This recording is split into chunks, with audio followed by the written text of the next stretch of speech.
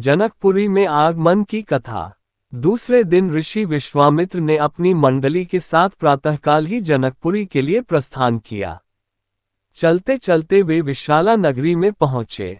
इस भव्य नगरी में सुंदर मंदिर और विशाल अट्टालिकाएं शोभायमान हो रही थीं।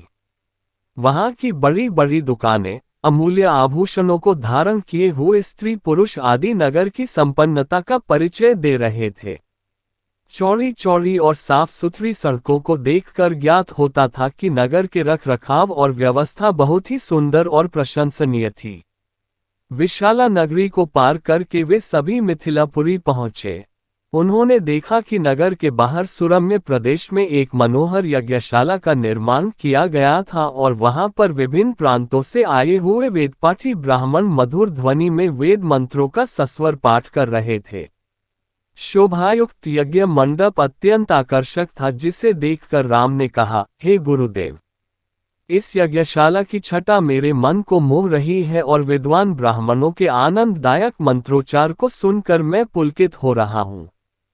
कृपा करके इस यज्ञ मंडप के समीप ही हम लोगों के ठहरने की व्यवस्था करें ताकि वेद मंत्रों की ध्वनि हमारे मन मानस को निरंतर पवित्र करती रहे। जब राजा जनक को सूचना मिली कि ऋषि विश्वामित्र अपनी शिष्यों तथा अन्य ऋषि मुनियों के साथ जनकपुरी में पधारे हैं तो उनके दर्शन के लिए वे राजपुरोहित शतानंद को लेकर यज्ञशाला पहुंचे।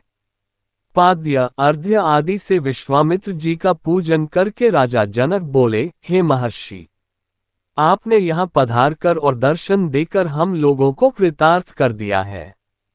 आपकी चरणधूलि से यह मिथिला नगरी पवित्र हो गई है। फिर राम और लक्ष्मण की ओर देखकर बोले, हे मुनिवर, आपके साथ ये परम तेजस्वी सिंह शावक जैसे अनुपम सौंदर्यशाली दोनों कुमार कौन है?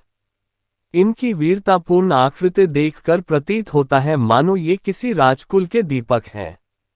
ऐसे सुंदर सुदर्शन कुमारों की उपस्थिति से यह यज्ञशाला वैसी ही शोभायुक्त हो गई है जैसे प्रातःकाल भगवान भुवन भास्कर के उदय होने पर प्राची दिशा सौंदर्य से परिपूर्ण हो जाती है।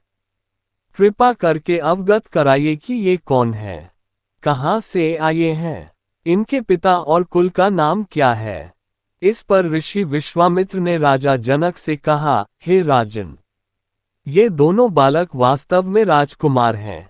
ये अयोध्या नरेश सूर्यवंशी राजा दशरथ के पुत्र रामचंद्र और लक्ष्मण हैं। ये दोनों बड़े वीर और पराक्रमी हैं। इन्होंने सुबाहु ताड़का आदि के साथ घोर युद्ध करके उनका नाश किया है। मारीच जैसे महाबली राक्षस को तो राम ने एक ही बाण से 100 योजन दूर समुद्र में फेंक दिया।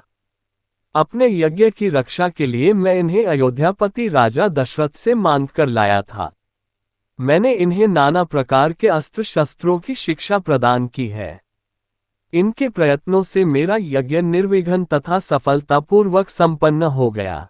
अपने सद्व्यवहार, विनम्रता एवं सौहार्द से इन्होंने आश्रम में रहने वाले समस्त ऋषि मुनियों का मन मोह लिया है। आपके इस महान धनुष यज्ञ का उत्सव दिखाने के लिए मैं इन्हें यहाँ लाया हूँ। इस वृतांत को सुनकर राजा जनक बहुत प्रसन्न हुए और उन सब के ठहरने के लिए यथोचित व्यवस्था कर दिया। इसी भगवान की वीडियो देखने के लिए सब्सक्राइब करें चैनल को और बेल आइकॉन दबाएं।